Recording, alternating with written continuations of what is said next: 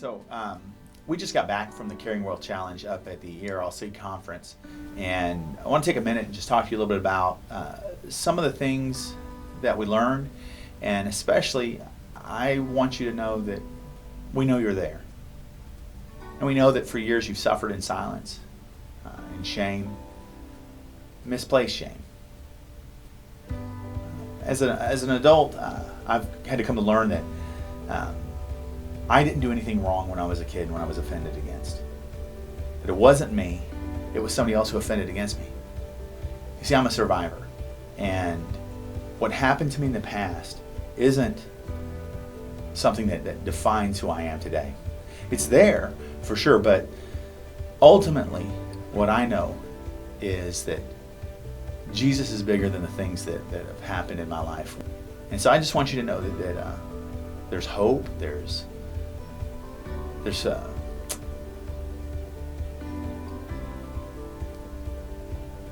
forgiveness. So please don't hear what I'm not saying, because what I'm not saying is that what happened to me is okay.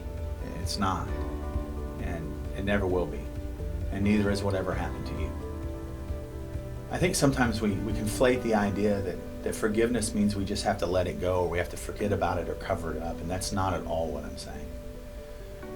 The people who offend against, the person who offended against me and the people who have offended against you, they deserve to bear the full weight of our justice system to protect you and other possible victims, and in some ways even them from offending again.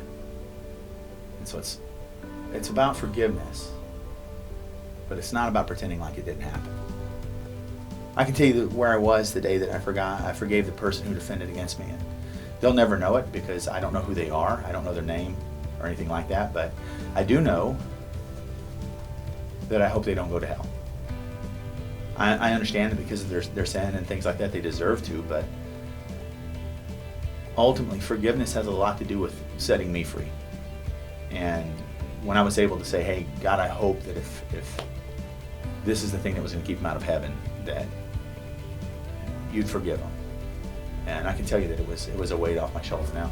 That's my experience. And what I would tell everyone is that your forgiveness and your walk isn't going to look just like mine, and it doesn't need to. Each one of us heals in a different way. Each one of us walks through our experiences in a different way. And if yours is different than mine, that doesn't make you a bad Christian. It doesn't make you a bad person. It just means that we're different people. But you're not alone. And you don't have to suffer in silence anymore.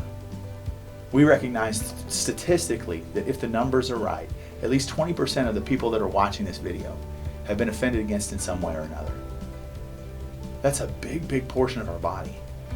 And if we're not doing everything that we can to come alongside them and understand them and love them and honestly hear them, then I don't think that we're functioning correctly.